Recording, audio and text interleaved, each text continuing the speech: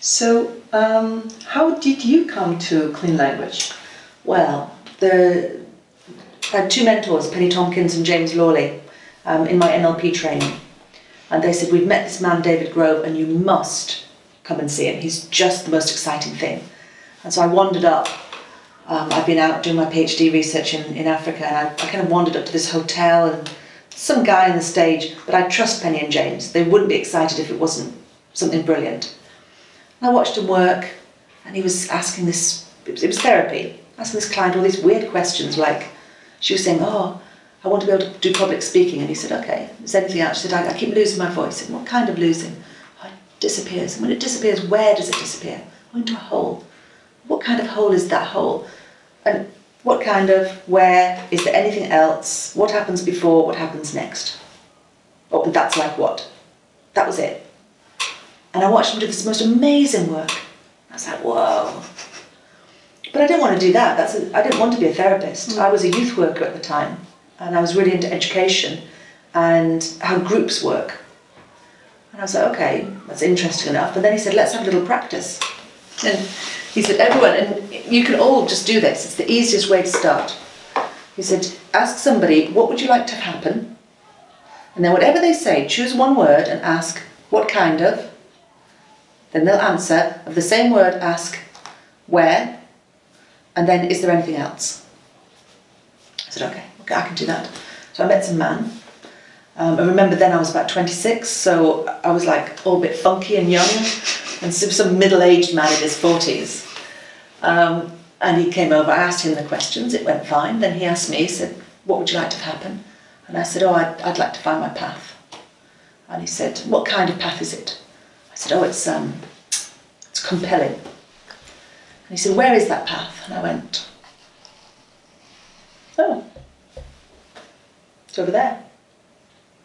He said, is there anything else about that path? And I went, it's not the one I'm on. And then that was the end of the exercise. But the three questions had now given me an insight that made so much sense to me. And I thought, oh my goodness, I'm on the wrong path. This compelling path is over there. It's not the one I'm on. I was doing a PhD in computing and artificial intelligence. And I was a youth worker in my spare time. It's like, this isn't who I want to be.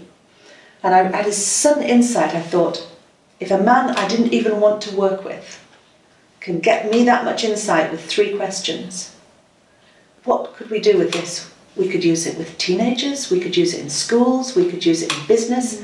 I could see the whole thing. And I walked out of my life. I left it all behind and I moved 45 degrees and I just set a new life, and I just did this. And I spent 15 years, people would say, can you do it with back pain? So I don't know. Let's invite everyone I knew who had back pain, come here. Your back pain is like what? Whereabouts is it? Does it have a size or a shape? What kind of? We do it with everybody. Yes, some people got big results. So I don't know what we can do, but we can do something. Can you do it with maths? What do you mean? I can't add up. Okay, but don't tell anyone that we want to do it. Okay, so let's, a group of teenagers, how do you do maths? How do you do it? How do you do it? How do you do it? Yes, do you know what happens? The group starts to self-learn. Now all of us can do maths better. You go, okay. So for 15 years it was just like, can you do it here? I don't know. So now I'm 47, I'm one of those people in their 40s. And you can do it in all sorts of places. And now my big mission is, I knew how to do it, then I knew how to teach it. And now my job is to work with people like yourselves going, what should we do next? How should we bring this to our businesses, our families, our schools? And who else should we work with? Because clean's not the only answer. There are other brilliant methodologies. What else could we do to help make our world a safer, more beautiful place that more of us can enjoy? So you've been learning by doing. Yeah. And how could the newcomers start learning now? You can read. Depends on your learning style. So some great books, Penny Tompkins and James Lawley, when they modelled David, they have symbolic modelling. That's a great book. Marion Way wrote Clean Approaches for Coaches. Wonderful beginner's book if you want to look at how to use it one-to-one. Clean approaches for coaches. I wrote my book, which is about how to do it with teams.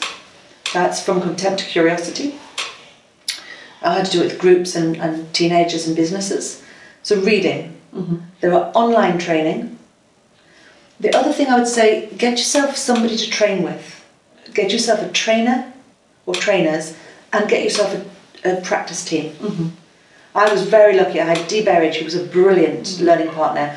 Every Wednesday for 3 years, we practiced. All we did. Experiment.